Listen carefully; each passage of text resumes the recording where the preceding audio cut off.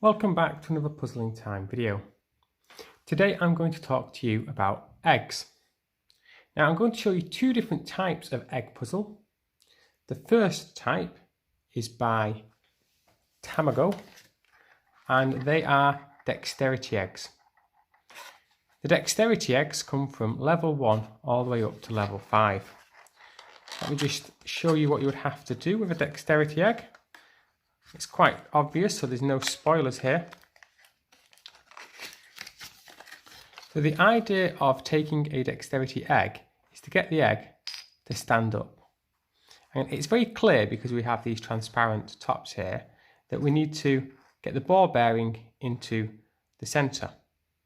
You can do this with a nice movement, a little bit of dexterity, but it shouldn't be too difficult, hopefully.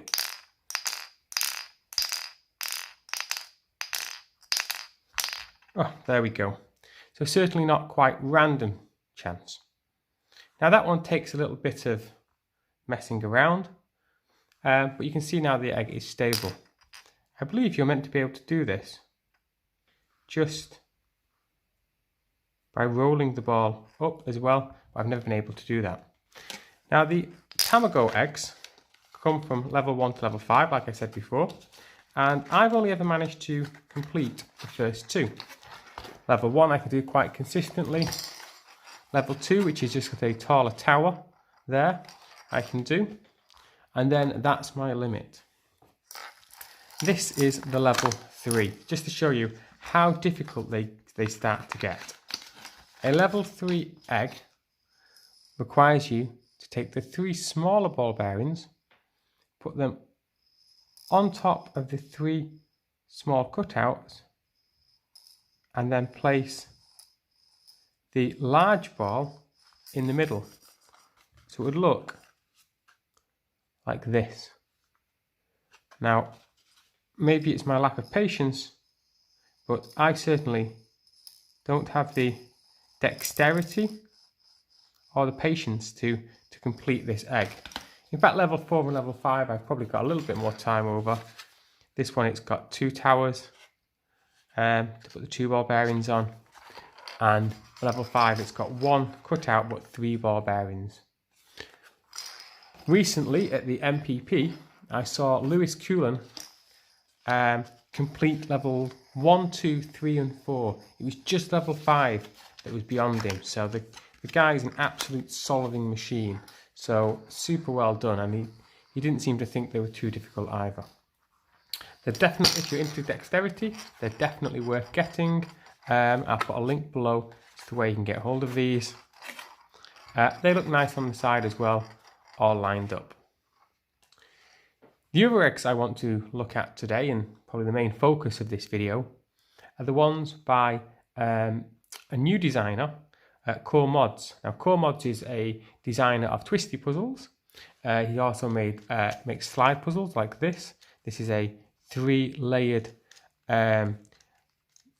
constrained slide puzzle. So some of these pieces have constrained frames in them, and you mix that up, and it's 3 levels. You can push pieces up and down across the 3 levels, and it's a really difficult puzzle to solve. It took quite a long time when I was very close to the end to get there. Another puzzle he's designed is called the Screwball, and I think I'm going to go into the Screwball in a bit more detail in another video, which is more of a kind of I suppose an opening puzzle more than anything. And then these are his eggs, the Unstable Eggs Series 1. White, blue, green, orange, purple and brass. And this is the order of difficulty as well for the eggs. So typically if you open these up, you want to start with the white, then the blue, then the green, then the orange, purple and brass. They are a 3D printed egg. They are just probably slightly smaller than a normal egg size. And as you can see, if you put them down, they will fall over. All of them will fall over. And the difference between these and the Tamago eggs, it's quite obvious, you can't see what's going on inside them. So that tells you that these aren't really dexterity eggs. The idea of solving these isn't to try and do some delicate movement, but it's to try and work out what the inside of the egg would look like. So by rolling the ball bearings around, again, I don't think it's a spoiler to note this ball bearings, in different orientations you will hear different sounds, different levels of depth. You can kind of almost feel the ball bearing and where it's hitting and work out where that ball bearing needs to go to make the egg be stable. I'm not going to solve these on the on screen, but I'll show you some pictures of how they sit when they are complete, because they do sit very proud. They're not leaning to one side. It's very obvious when you have solved them. They're durable. They're well made. They've been sanded at the bottom nice and smooth as well, so that you can't get away with just having a rough finish to it. They come in a lovely box, and the box does note as well, do not expose to magnets. So if there are some metal pieces in there you don't want to become magnetized, then certainly keep them away. They're different weights, different clunkinesses. Maybe they've not all quite got ball bearings in. Some of them have other things. And I think in solving these, the first couple came to me rather quickly. You can almost solve one or two of them by mistake. That's not the aim. The aim isn't just to solve them, but to try and work out what's going on inside them. And then once you've got them all standing up and you think you've got a really good idea of how these eggs are managing to stand up, they are sent with solutions, and you can open up your solutions. So these solutions here currently closed, but we could open those up and you can see exactly how close you got to finding the correct solution. I think I was right on about 4 of them. There's a couple that I didn't quite have the right mapping in my head of what was going on. Certainly playing with the Tamago eggs to a little extent kind of helped understand how the ball bearings would move around inside the egg.